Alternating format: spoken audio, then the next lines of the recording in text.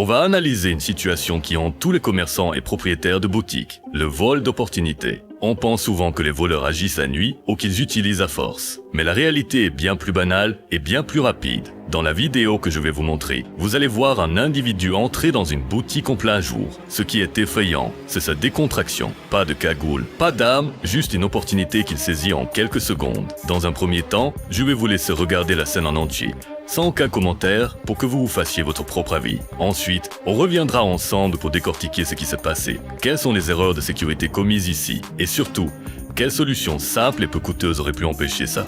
Restez bien jusqu'à la fin, car les solutions que je vais donner s'appliquent à n'importe quel commerce.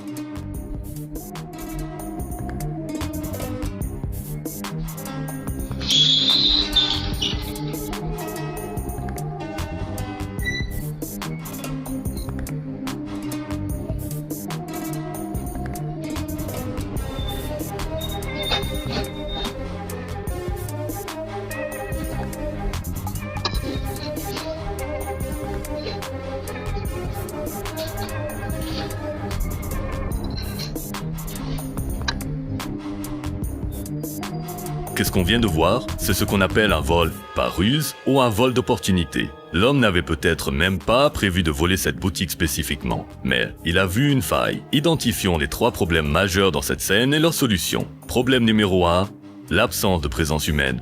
La boutique fantôme, le premier problème et le plus critique, c'est que la boutique est vide. Pas de vendeur, pas de client. L'individu entre, il scannait la pièce, regardez sa tête tourner. Il comprend immédiatement qu'il est seul. C'est le feu vert pour lui. On ne peut pas toujours être physiquement derrière la caisse, surtout si on doit aller en réserve. La solution indispensable, c'est le carillon de porte.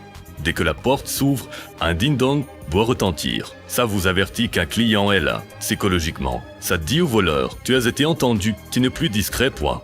Regardez avec quelle facilité il passe du côté client au côté vendeur. Il n'y a aucune barrière physique. Il contourne simplement le meuble. Une fois derrière, il est invisible depuis la vitrine, il a accès à la caisse, au téléphone ou au sac.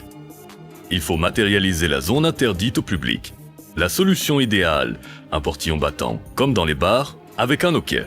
Ça ralentit l'action. La solution système D, placer les objets encombrants pour réduire le passage ou mettre une chaînette, accès interdit. Le simple fait de devoir enjamber ou ouvrir quelque chose casse la dynamique rapide du voleur. On le voit fouiller rapidement. Il cherche du cash, un téléphone ou des clés. Si ces objets sont laissés sur le comptoir ou dans un tiroir non verrouillé, ils disparaissent en 10 secondes. Ne laissez jamais rien traîner. Le fond de caisse doit être verrouillé à clé.